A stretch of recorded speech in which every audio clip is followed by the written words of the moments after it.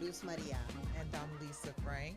And today's topic is one of those topics that affects us all women.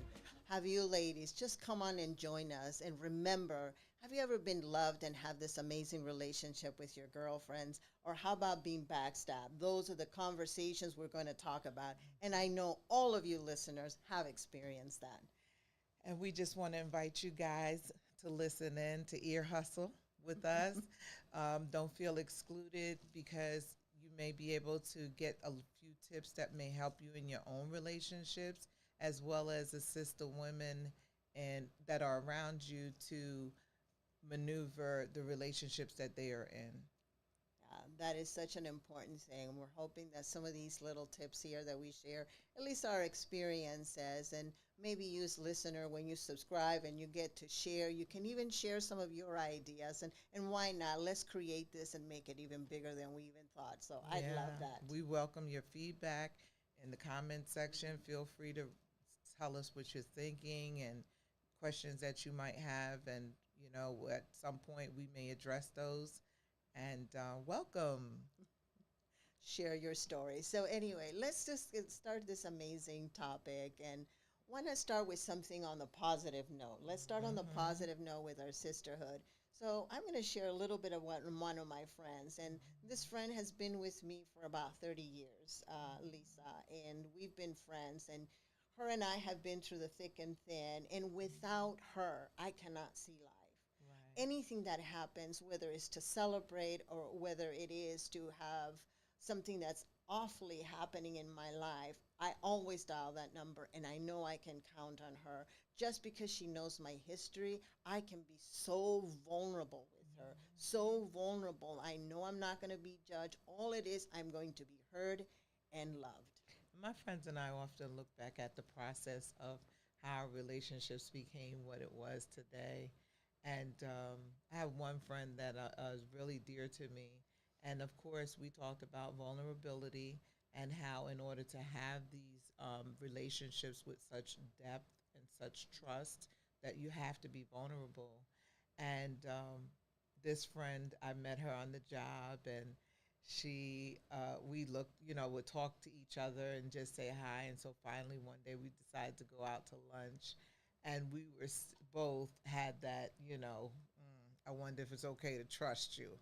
But nonetheless, we continued to go and walk after lunch and talk. And before you know it, about 7 years later, we're still in the same place, just loving on each other, cheering each other on, encouraging each other through the difficult times.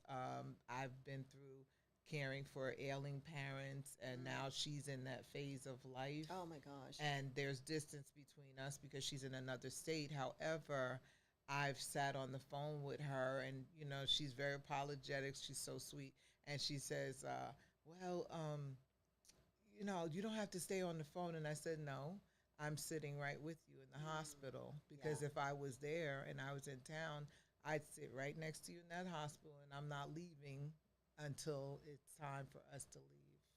Vulnerability. So if I were to describe, if you have your friends, if you have the opportunity to be vulnerable, you're in a relationship that gives you the freedom, and you're in an amazing sisterhood. So now let's go into the other side. I know we've all been backstabbed by other women, and this is something that is, whether it's at work or even with just out there somewhere. Like, do you want to share an example of, like with you, Lisa, or something that may show up about that topic? Right. And, when we discuss vulnerability, as Lou said, you may have gone through these things yourself and looking for some solutions at the time, or just trying to make sense of things that have happened in the past. And I know for me, being vulnerable started off with a challenge. It was hard for me because I had a sibling rivalry who spent most of her life trying to kill me. Oh my And God. if not, just always saying mean things, kind of, from the time I was little. And a part of that has to do with the fact that she's 3 years older than me, and Okay, I'm dating myself in the 60s. We didn't have the I'm going to be a big sister books, and, parents didn't really talk to their children about welcoming a new sibling into the family. So basically, I was the replacement as the baby. And I'm thinking through that, and because of, of course, because when we talk about mental health, Hmm. mental illness, it's based on the decisions that we make. And some of those decisions that she made, for example, to put poison in my food, cleaning fluid in my drink on another occasion, and then the ultimate at when I was 16, she threw boiling hot coffee in my face one morning. And when we went to the hospital, my mom had immediately put ointment on my face, but I developed all these blisters on my neck and my chest. And more painful um, than the physical pain of it was the reality that this was my sister who did this Yeah. to me. And when the doctor came down and he asked that question, who did this, it was so painful to say my sister. And at that point, I made a vow that if I couldn't trust my own sister not to hurt me, I'm not going to trust anybody else. Wow. Ladies, if you've heard this, that's a really, really heart wrenching story, Lisa, that you went through. Like, I've had differences with my own sisters, but nothing comes close to that. Mm-hmm. And I can only imagine the impact it does to create further relationships. But like you started at the beginning, you do have an amazing relationship and the value you hold for that. Mm-hmm. But I just love the fact that we have the opportunity, as you said, to make choices, and the choices you made is to seek out other relationships. So that's like just starting right there about being vulnerable and making a choice to heal those old relationships that are so impacting.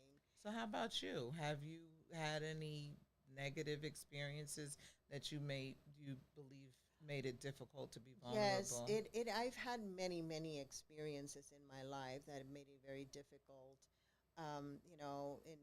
And I think a lot of us, and really a lot of, I believe that what stems from is our culture. Our culture has certain expectations, and I know, ladies, as you're listening to us, our culture is asking that we should look a certain way, behave a certain way, have all of these certain qualities for women. So when we are with other women, there is that comparison. So when you start with that comparison, you develop that jealousy, and then there's that competition. So that has showed up quite a bit in my life, that experience of jealousy and competition.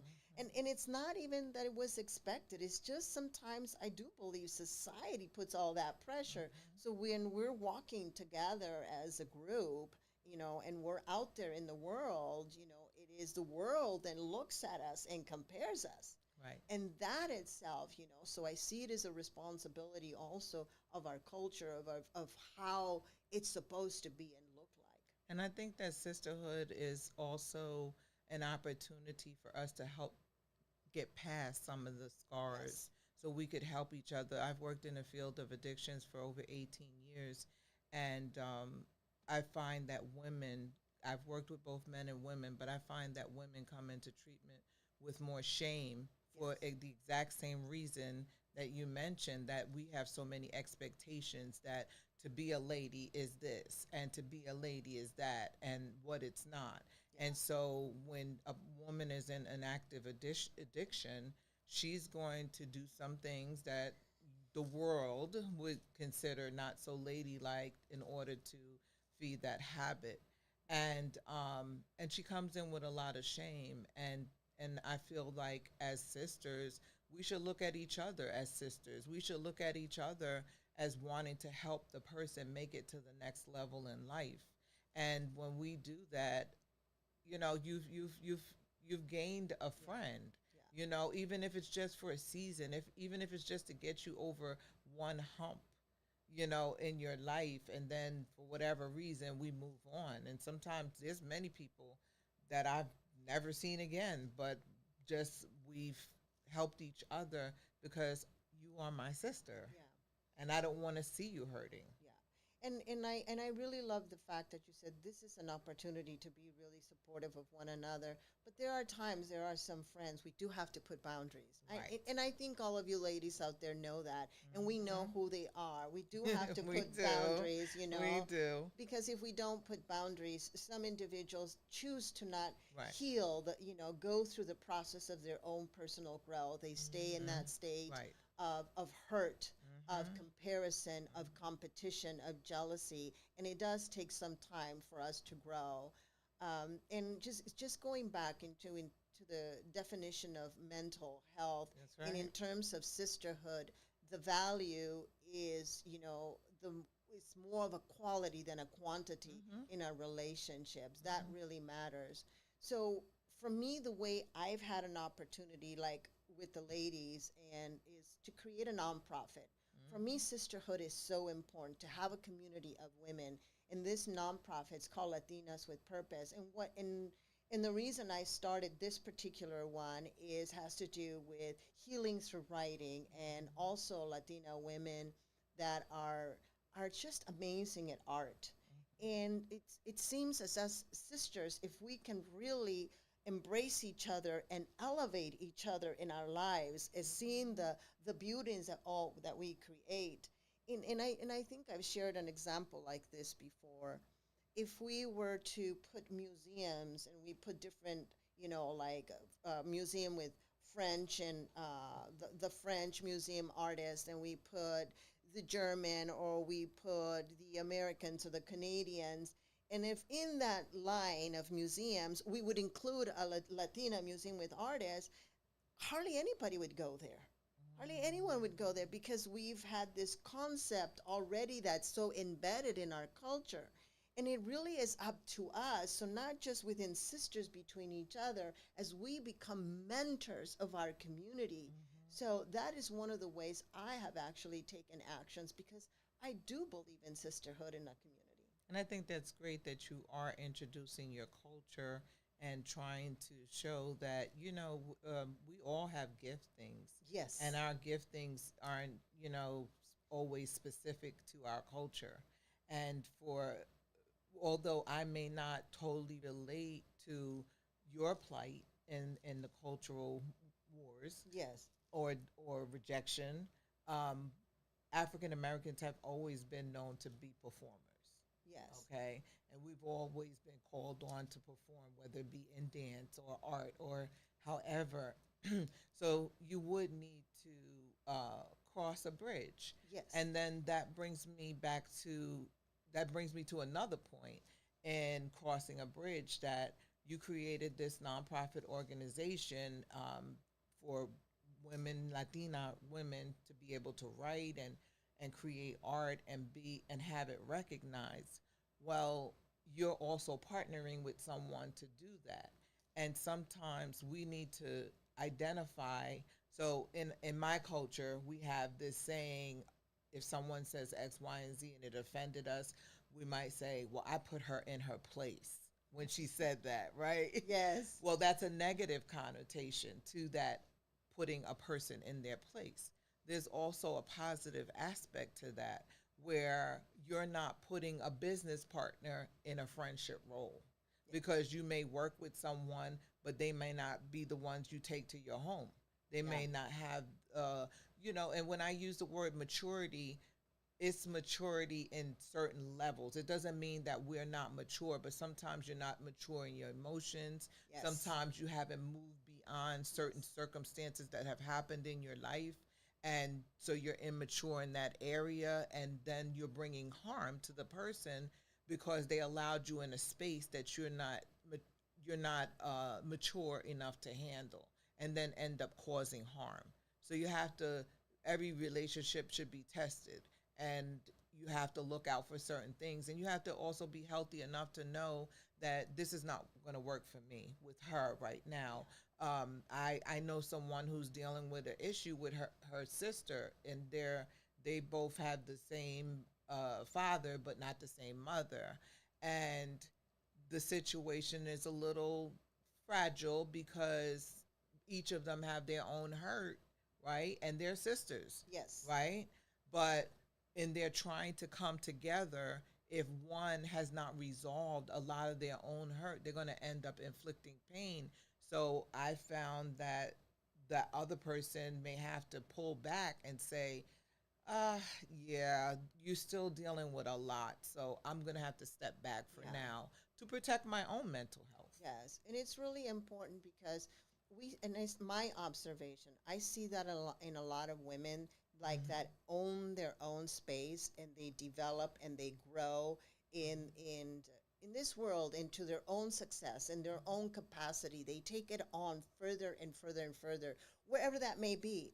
And when you have other women just observing and not taking those actions and taking those risks, they are generally the ones that start then backstabbing the ones or Mm-hmm. criticizing or like, how dare you do that? Like, who do you think you are? And I think that, and Mm-hmm. I know a lot of the listeners are going to be relating to this as many of you take actions and further your own welfare, how a lot of other women have actually tried to put you down with the gossip or other things. And that itself is where the boundaries come. That itself Mm-hmm. is to have that mercy, like you said, just Mm-hmm. to see. Sometimes people just, it's not ready to be there. They haven't done Yeah. their own personal growth. Right.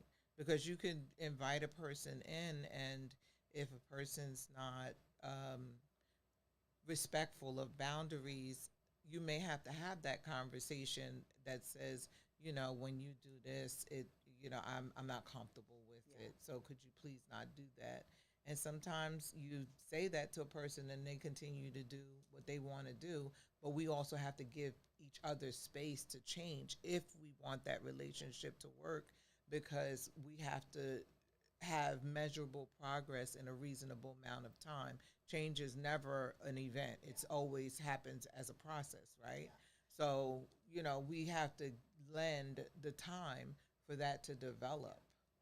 And I'd like to even take this even a little bit further when it comes to sisterhood. If we look at historically what has happened, let's, for example, ladies, look at some of our stories. Cinderella.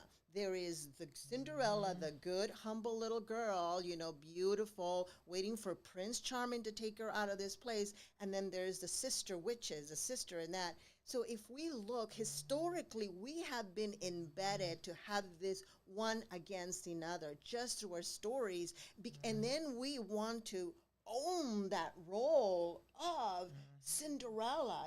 We look at all of these stories like, I just, And it's interesting that you brought that story into play, because the stepmother in that situation, she wasn't a good person, and I myself am have a bonus daughter, yeah, and I've been in her life for 40 years, wow. and she, one of the things that I pride myself in is that she can come to me and talk to me, and even if it's a situation that's going on between her and her mom, I'm never going to tear her mother down. I'm never going to. I may tell her, well, I maybe you should try this or whatever, but I'm never going to tear her mother down, because to tear her mother down is to To tear tear her her. down, Yes. right? And then when we talk about sisterhood, we have to know that sometimes when we're young, that means something different than when we're an adult, because I have an aunt who stepped into my life 14 years ago. It's my mother's youngest sister, and when she passed on, transitioned from here, her sister stepped in and acted as a mother figure. Mm. But over time, like, we talk every day if possible. If we're not traveling and with other people, then we honor that and don't contact each other. But we're niece and aunt, but we also have a sisterhood. We talk, we we debate, we get into it hot and heavy. Her Yes. opinion, my opinion, and then at the end of the day, it's, yeah, I love you. At the end of the night, it's, I love you, and I'll talk to you tomorrow, and you have a great evening. So sisterhood, sometimes it's not always friends. Sometimes it's family. Sometimes, it can come in so many forms and fashions. So you don't ever have to feel like, okay, I'm at a loss because I don't have my sibling. I'm at a loss because I don't have a good friend. I'm at a loss because my mom is no longer here. Sisterhood can come in so many different forms if you give it the opportunity Yeah. to flourish. Yeah, it really is, and just so it's just so prevalent again in our culture through so many ways. How we know already through research that the value of our mental health is when we live in community, Mm-hmm. when we Mm-hmm. women come Right. together Right. and have that quality of support. That is so important. Mm-hmm. And if we have an opportunity to recognize what tears us apart, what pulls us apart, it's something that gives us a choice. Like you Right. mentioned, we have this choice now. What can I do about Right. this? Yeah, Right. yeah. I mean, although I had that not so positive experience with one sibling, I had another sibling who I was very, very close to. She was 12 years older than me. She transitioned in 2016 from liver cancer. And, you know, we had a little one of those bumps in the road at one point because she's close to me, but she's also close to our older sister because they're like Irish twins, 11 months Yes. apart, right? So, and at one point I had gotten upset with her because my relationship with the older one is not the same as it is with her. And so I felt like she was repeating things, to her in conversation that I would have preferred because I tend to be a very private person, and I also hold other people's confidence at the same in the same Same. regard, right? Yeah. So she couldn't understand why I was bothered by it, and we kind of wrestled with it for a few days. And I said, "Look, bottom line, I don't want my personal life or my business being shared with her Yeah. because we don't have the same relationship." And so she said, "Well, um, when I start talking, I don't know what's going to come out. So if it's something you don't want repeated, then don't share it." And at first, I felt like, what? Is she kidding me? Like, I want to tell you everything, that's going on. I don't want to have limitations. But that goes to crisis revealing the cracks and showing us what we need to fix about ourselves, because we have a tendency to want to fix what's in other people when that comes. And she's admitting that in a certain part of my life, well, when it comes to my tongue, I'm not fully matured to the point where I can constrain myself. So if you don't Yeah. want that repeated, then don't say. And I was salty about it. I was like, she just need to change. But then after I thought about it, I said, no, she doesn't have to change. If it's something that's bothering me, what's the adjustment that I can make? And ladies, this is really big of her friend. If you ask me, My sister. well, your sister, Right. when your own sister or any A friend friend. of ours, anyone Yeah. that shows up, and or we know that they have a tongue, Hmm. that kind of spreads this gossip, and it's so big of her. If you It ask is. me, It it is really so is. big of her It to be is. able to share that with others, and I just find that to be just amazement. And like you said, it's if we already know, because this is true, like this is Hmm. what we women do. If we know so and so gossip, sometimes what we do is we share that gossip. Come on, ladies. We share that gossip to the person that we know she's going to spread the news. And therefore, we kid ourselves as a goody Miss Little Goody Two Shoes because we know somebody's going to do our dirty work. I know it's Yeah. going to land on some of you.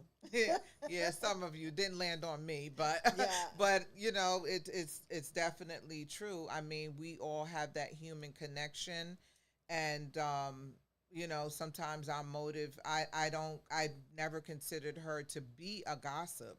I considered her to just be a person who was very.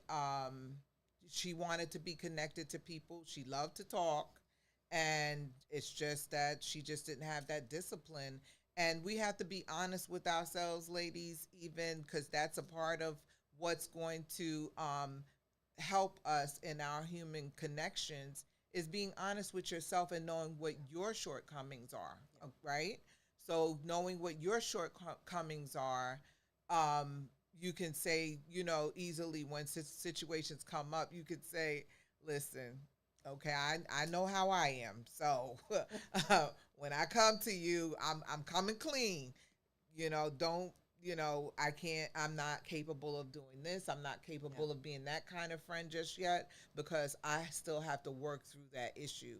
There's certain things I may say to a friend that's having a marital situation that, okay, let's be honest. I know you, you know me, Yeah. and you may want to just take a minute to rethink that he might not be all wrong.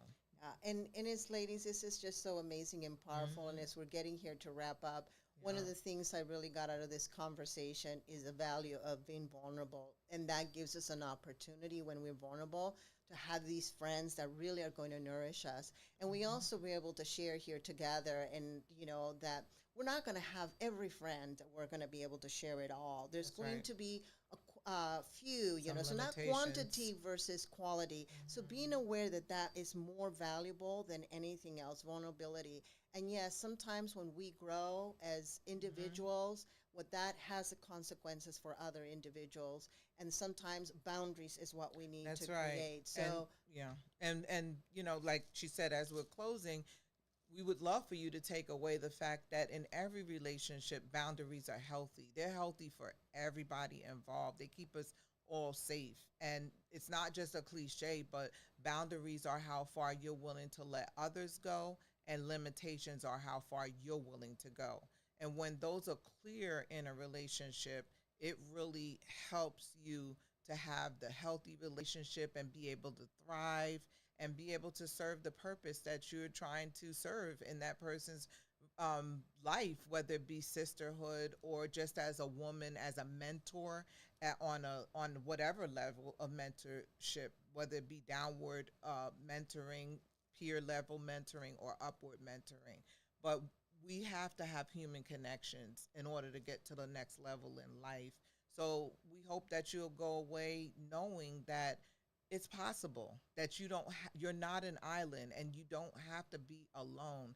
Sisterhood is a yes. powerful thing. It really is a powerful thing. So I invite all of you to continue to join us in our We different do. Yes, episodes we that do. we'll have here for Hmm. you.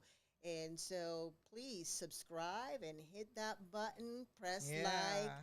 and your Like, stories, your share. information, Yeah. because as we have more episodes, Hmm. your story, your information, what it's going to do for us is an opportunity to come and share these topics with you. And like we said, and at the beginning, this is not just women. We are open to hear the men's conversations because if we have men's point of view, that is going to allow us to enrich all ourselves and also for you. So don't forget, hit Yep. and subscribe, Yep. different Got to voices. hit like first and then the subscribe button and then just click on all so that you won't miss any of our episodes because it's about to get good, better and better.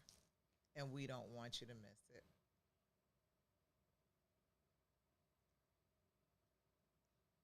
So also feel free to share this.